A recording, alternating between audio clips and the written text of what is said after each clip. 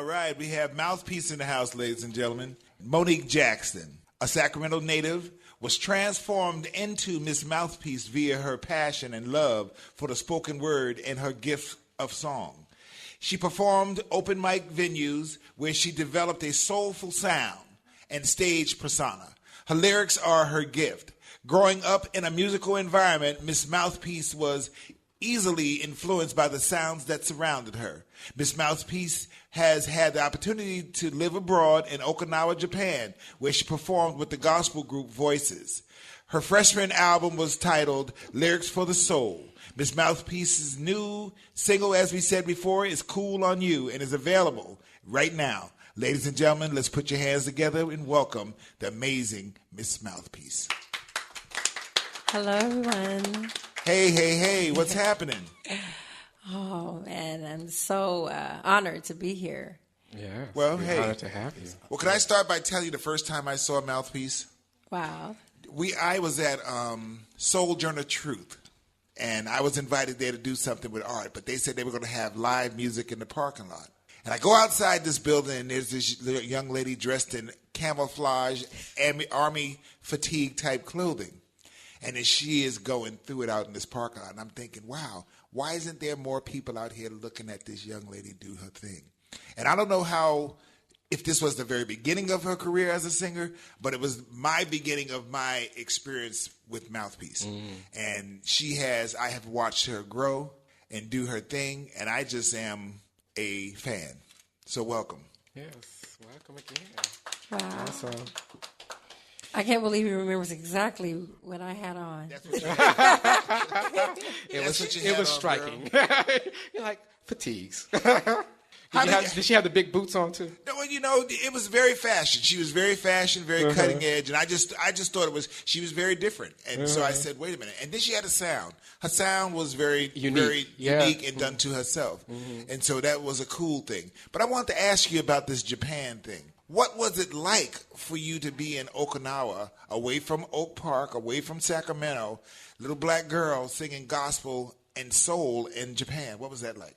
I think for me, the initial experience being in Okinawa, it took me a minute to embrace it because the culture shock, the weather was different. Everything around me looked different. And even from being at a stoplight, and you would be at a stoplight and it would turn red, and the first car that would come, they would still go.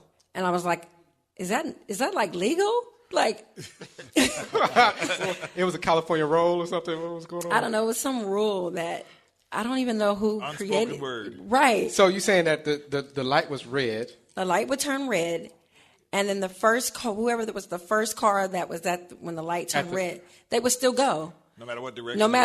No matter what. So you have to wait. If you have the right to go, you have to wait for that person that has the red light to do whatever they're going to do. If you were wise. You would wait. If you were wise, you would wait. You're like, I'll give it in. Okay, so all right. But after, I believe, 6 months, into a year, me being in Japan, I was there almost 4 years. I don't know. Japan did something for me. I always say that Biloxi was like the foundation for me, but coming from Biloxi, Mississippi, and then going to Japan, I feel like I became a woman because I wasn't around my crutches, and I wasn't around the family that said, you have to be this and you should be that. I was birthed just kind of by my own experiences. So how did you end up in Japan? Well, that's an awesome question. I was married to this wonderful person that I have 3 kids by, and he was military. And so he was a military wife. Yes, I was military wife for 12 years. Okay. All right. Very good. So your kids are kind of like military, kids, and yeah, they have. They've had. So wait a minute.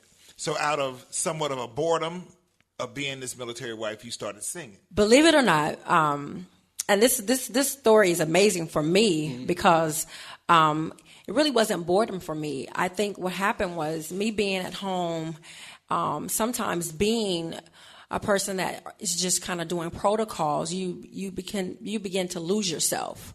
And it started with me writing poetry. I didn't even really know how to write. I just started typing one day. Me typing this poem, I'll never forget it. It was called 666. Oh. And It doesn't sound like, it sounds bigger than what it sounds like, but it was called 666. And that was the name of the numbers that I felt like I was in, kind of like closed in. And because you was in Japan, you felt isolated? No, I think it was just a little bit of everything. I think it was just that. I think it was the relationship that I was in at the time. And it's funny, I always say it was actually the worst time of my life, but the best time of my life. I discovered who I was as outside of a wife, outside as a mother. I discovered that I had a gift. I had something else to offer. I think that's when it really started making more sense of who I was as a woman. So the more you got out there, the more you decided to write. And what was it like when you got on stage for the first time in front of these people that maybe a lot of them didn't understand what you were saying? Well, initially when I was singing in this group Voices, I was singing mainly in front of Americans. Okay. And my first experience of singing outside, we would call it outside town. It was this place called the Pub Lounge. And this guy named Yataka, he was like a Japanese Jimi Hendrix. No kidding. And he would wear these Eddie Murphy leather pants. Eddie Murphy? You know, you're talking about the Raw, you know? Oh, for Raw? Yeah. Oh, my God. Was it that tight? Skin. Oh, my God. But he could play every instrument. Like, he was just so raw. Uh-huh. They were having an event there one day, and it was like an open mic, but it was like one of those open mics where you only can sing that one song that they select. Oh. And it was actually another gospel group that was allowing this. And so I went up and I was singing, and Yataka started bowing, and he was like, "Oh my God." And I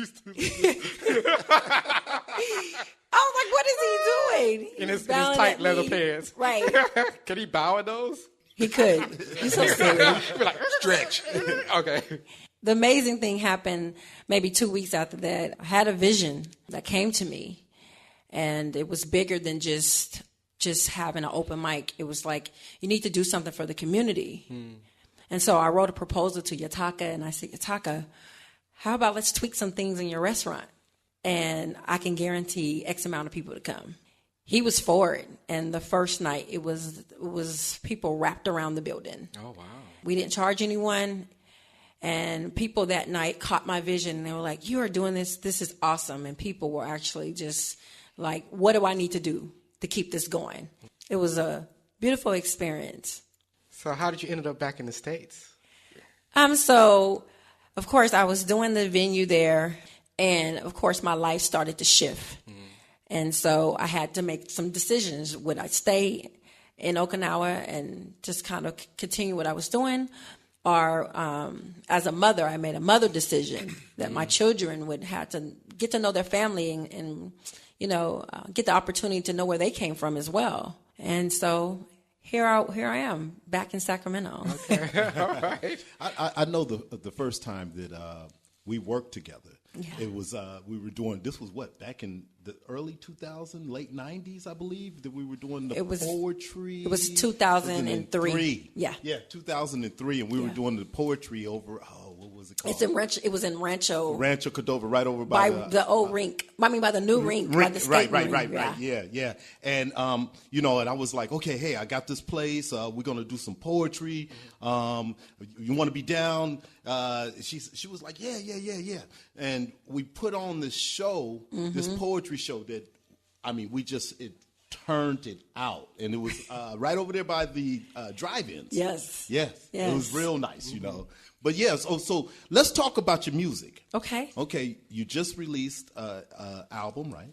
I released a single. Okay. I released a single called Cool on You. Okay. And actually my album has just really been taking longer than expected. Sometimes I feel like we feel pushed and rushed, and when you're coming out with something. Right. And sometimes you don't have enough experience and you haven't lived enough. I think that sometimes you can't force to be creative. So you write your own lyrics? I write all my lyrics. Okay, got you. That's right. Yeah. And I see you have some guests, some young talent like Ariel and Luke Taylor that's putting things down. So what can we expect? Not when can we expect, because we know you're working on your own pace, but what can we expect with this album? Wow. This album, actually the album actually was finished and it was completed. But sometimes you sit back and you say, is this something that you really want to expose? Does it really define the whole you? And so then you have to go back and you have to study some more. And so exactly. And so I think that one of the greatest things I learned about myself is being in a studio with a track is not MouthPeace, but being in a studio with live musicians is exactly who I am, with people and energy, and that makes sense. Right. So when you kind of know who you are as an artist, it starts to make sense. And if I just get in a booth and just sing, I think that I would be... You're not just making an album to make an album. Exactly, and not just doing it because people are like, when are you coming out with a project? Yeah. Okay. And then as an artist, you have to trust yourself. The things that you feel inside, is it okay to let that side of me go? Right. Because when you're doing the art thing, whether it's visual arts or whether it's music, you're allowing people to come inside your world, and it's somewhat an invasion at times. Yeah. So, you got to be ready to let people in. Yeah, I agree. I definitely agree. I'm a big follower of MouthPeace online. Her Instagram, I'm a big fan of the Instagram pictures, and I'm very into that. So tell me about your Instagram life and you taking pictures and stuff. I mean, what do you see yourself as a model, or how do you? Because you have taken a lot of like model-esque pictures. I have, thanks to Goss. Actually, my first experience of a photo shoot was with Goss. Okay. And actually, I had a photo shoot prior that day, but that was actually for more on the hair side. First experience, we were downtown, I think, on our street, I believe. Our street. And man, it was like the camera and I connected. Okay. All right. It was a great experience for you. It was a great experience. Okay. Goss brings something out of me anyway.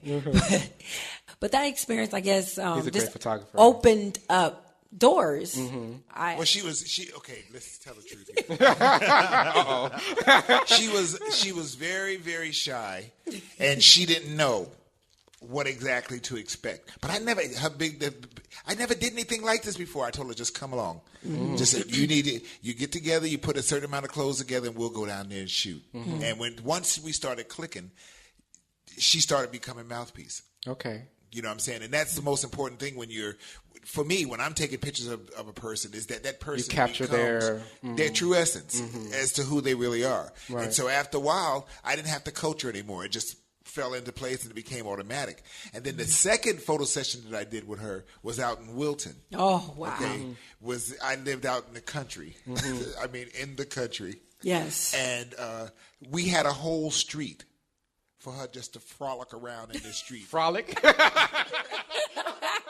Well, Okay. there's no traffic on the street. Frolic.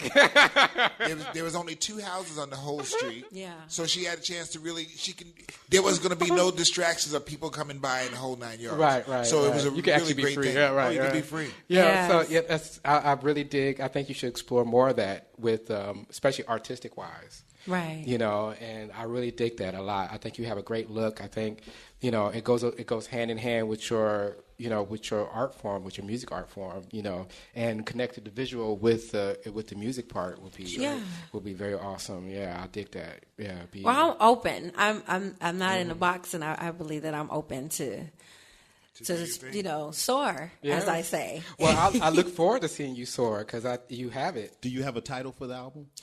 Well, the initial title was Soar and Fly. Okay.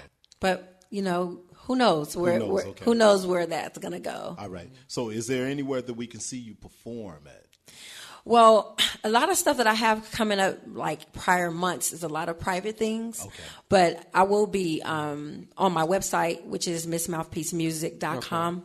I will be keeping people posted on upcoming events. Say it again, please. MissMouthPeaceMusic.com.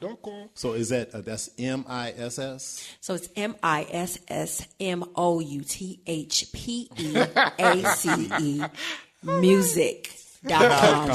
We will also put the link in the show notes. So if you go online to blacktalksacramento.com, you can just click right there. And do you have a music video on YouTube or anything like that? Or? I have a lot of music videos on YouTube. Okay. Oh, yeah. Where you inside the studio. If you type Mouthpiece yes, and Google me, you'll find all my stuff. Okay. Yes, you know you have reached somewhere where you go to somebody and say, Google me. That's it. I've always wanted to say that, Google. So I got my moment. Okay. So, hey, listen, if you all are out there and you ever see her name on any billboards, on any signs or anything, stop by. I am guaranteeing that you will be entertained totally by this person who is totally all the way live. This is Mouthpiece over here, y'all. Give it up. Give it up for Miss Mouthpiece, John. Mouthpiece. Yes. Awesome diggity. Awesome diggity. That's my Awesome new thing. diggity. That's a new word. Yeah. It's awesome and diggity. So we're going to introduce one other guest before we shut down.